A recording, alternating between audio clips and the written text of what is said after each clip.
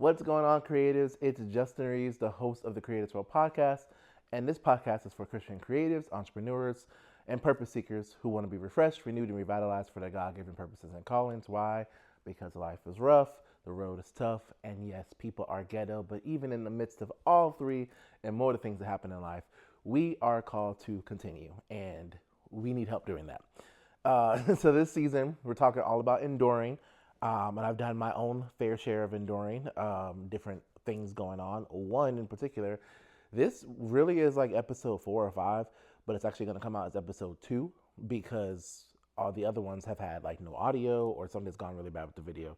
And I've just been very busy and I haven't had time to redo those episodes. So maybe we'll circle back to them. I don't know, but here we are. So this episode is coming or being recorded at least after the Create as Well actual event. And the event went really well. Did a recap actually on YouTube with some friends that were a part of the event. So that was really fun. Excited to do that. Um, but yeah, even in this kind of season, which is not like a quote unquote word, but like season, this period of enduring for me, learning how to endure, learning what it takes to endure all those things, um, I've had to find joy in it. And I think a lot of times we as creatives and entrepreneurs, purpose seekers, all the above, we glorify suffering. And what I mean by that is like we wear a badge of honor that we're suffering. Now, I don't want it to be confused. Suffering is a part of the Christian walk. Suffering is part of life. Life has trouble. Life has trials. Like that's just a thing, right? So you can't ignore the reality and the existence of suffering. But what I will say is you also cannot only think that joy, only think that suffering is the only thing that exists because that's not the only thing that's available to us. Joy is available to us.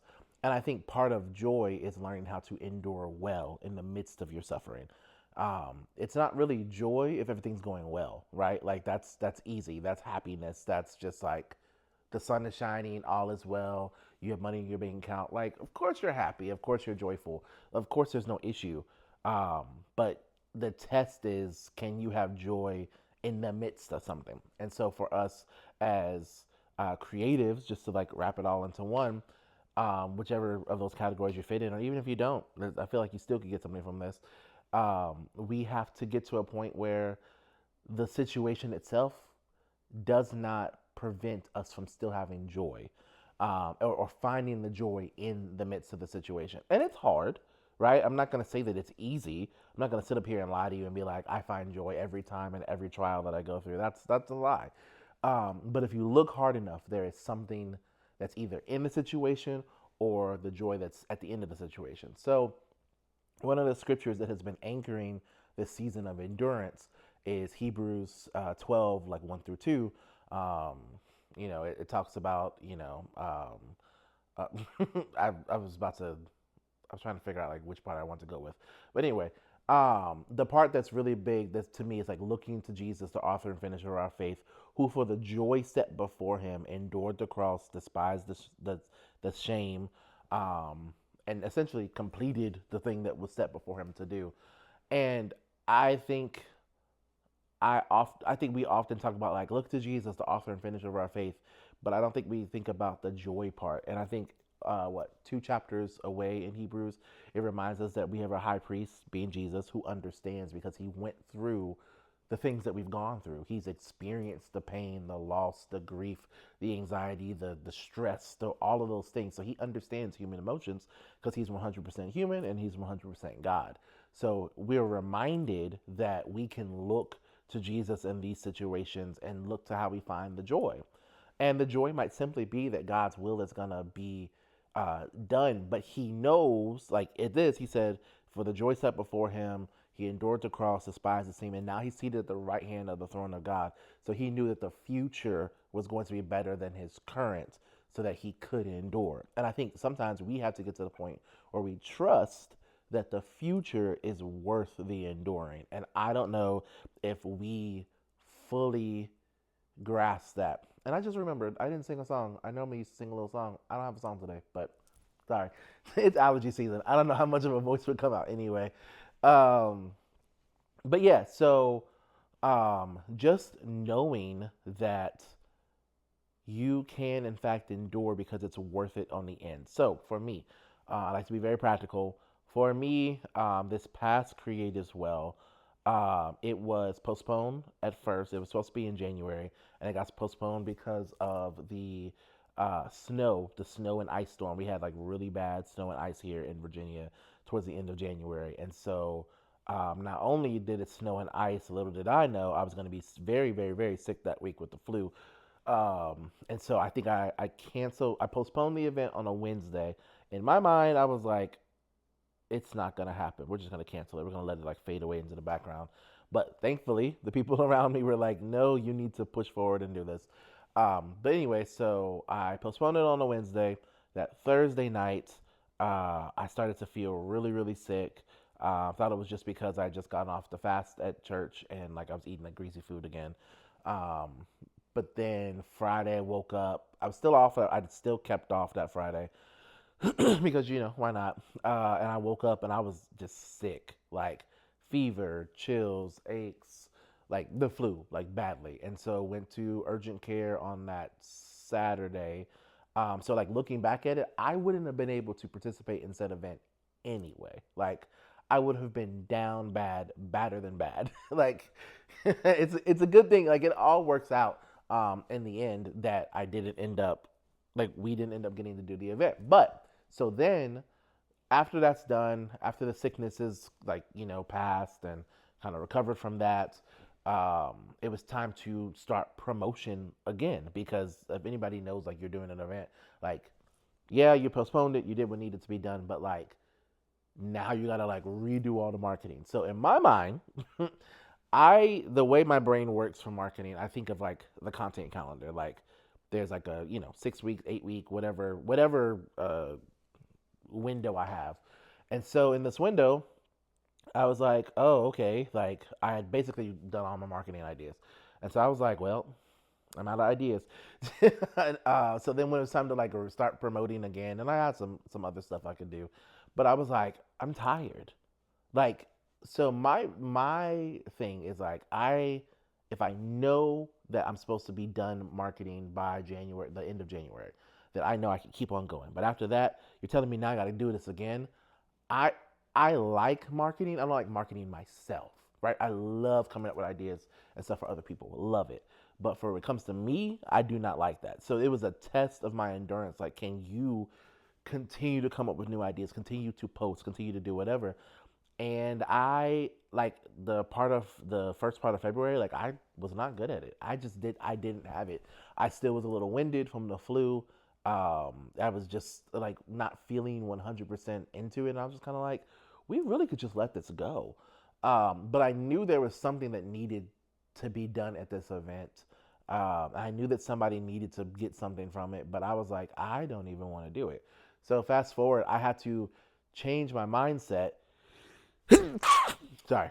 I had to change my mindset to find the joy that would come after it. So if I knew that if I endured, if I did what I needed to do, if I put my best foot forward, then no matter the amount of people that came, somebody that came was going to get what they needed. Somebody that came was going to feel refreshed, renewed, and revitalized. Somebody that came was going to get something worthwhile, which means that I would have been a conduit, a vessel, whatever you want to call it, for that transformation, for that good time to have happened, right? Like the joy in it can be a selfish joy. Like I think we also have to stop getting to a point where we're so spiritual and heavenly minded. Like that's all important, right? Like we need to be focused on God. But like the reward doesn't always have to solely just be in heaven. The reward could also be here on earth.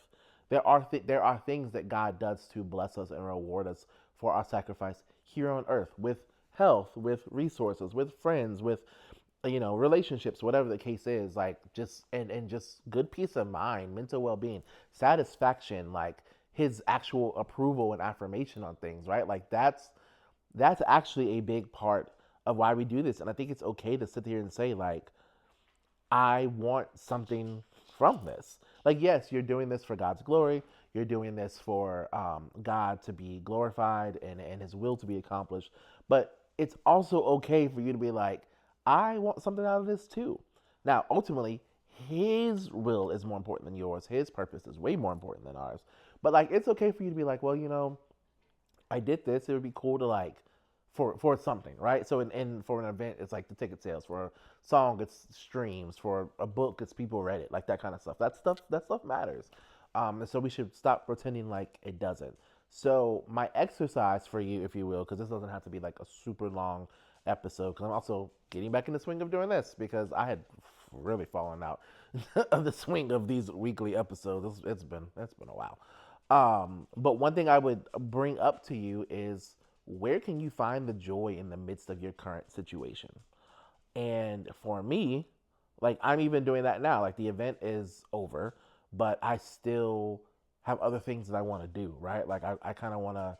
I've just become this documentary guy. I don't really know what's happening. I'm becoming more and more into film, and not just like film for film's sake, but like thinking about like how to visually show the things that I'm doing because the world is so visual now. So that's another thing. Like even in this endurance, it's like the way I naturally might want to communicate, which might just be like talking or might just be like writing. Like I actually really enjoy writing, but people don't be reading like that.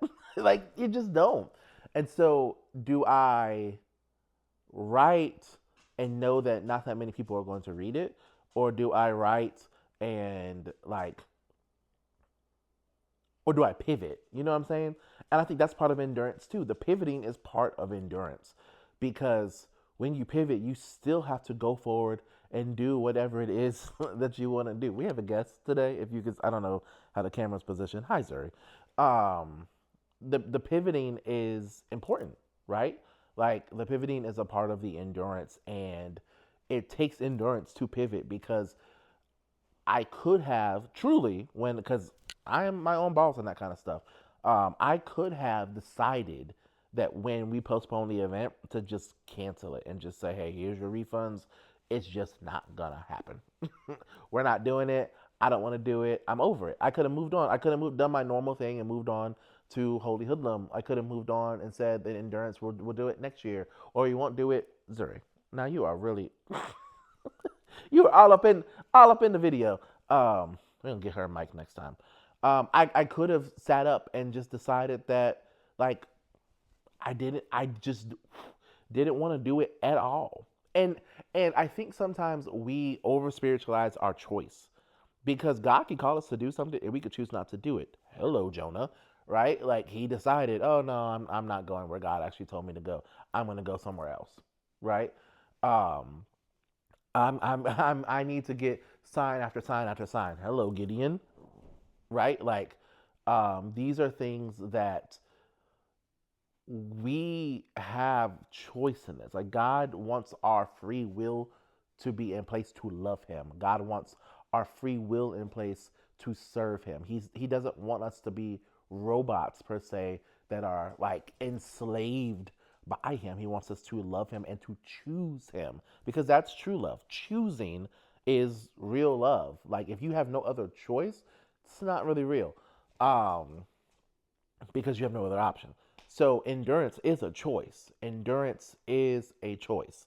And you have to get to the point where you say, okay, for the joy set before me, I will take up whatever cross I have been assigned, whether it is dealing with, I made a post this week about surrendering. And surrendering, especially continuous surrendering, is linked to endurance because a lot of the reasons we don't want to say yes is because we don't want to keep persevering. We don't want to keep enduring. And I have been berated by certain individuals as of late. And to be honest, I'm at a point where I was just like, you know what? Just like, I don't need this. And to be honest, I actually don't need it. But there's a purpose to it, right? And I think that we have to get to the point where we can look at the greater purpose and the greater joy and the satisfaction that comes out of doing things versus just the frustration of dealing with things. And that takes a lot to do because that's annoying, right? That's not the desire, that's not the fun, that's not whatever. But in reality, like that's something that we have to. She just so needy. This dog. That's something that we have to endure. It just is, and you just say yes to God. You're saying yes to His plan, His sovereignty, and His providence.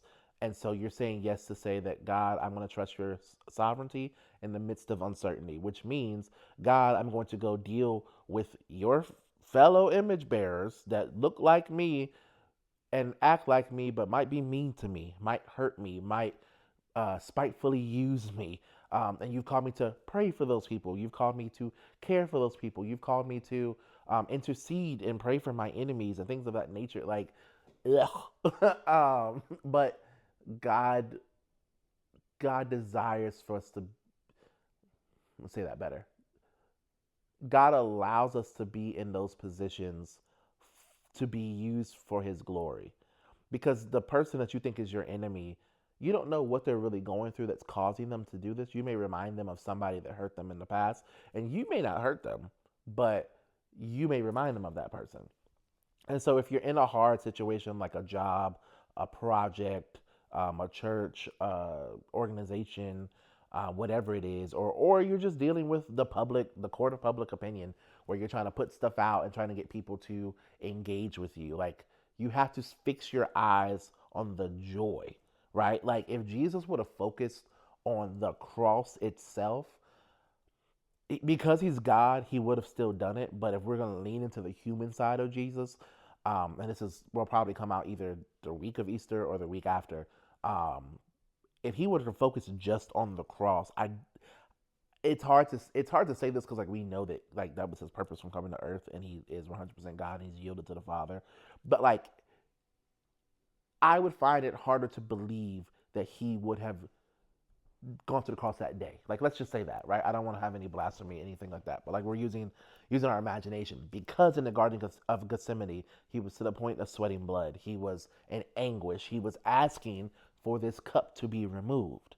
So it's very logical to think that if he was solely focused on what was to happen that night with the trial and the next day with the cross and then the day after that and the day after that with just being in the grave and being dead, I don't know that someone would focus on that. So for us as creatives, maybe we should stop focusing on the hard part so much and we start focusing on the good part.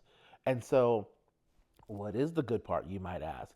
If you, and I always go to events because like I'm the event person, it is the marketing leading up to it, the marketing, promotion, the advertising, all of the above, the telling people, the trying to convince people, the all of that. Like that to me is the hard part of it because I have to convince you to come to something that I know is going to be good because I see what it will be, right?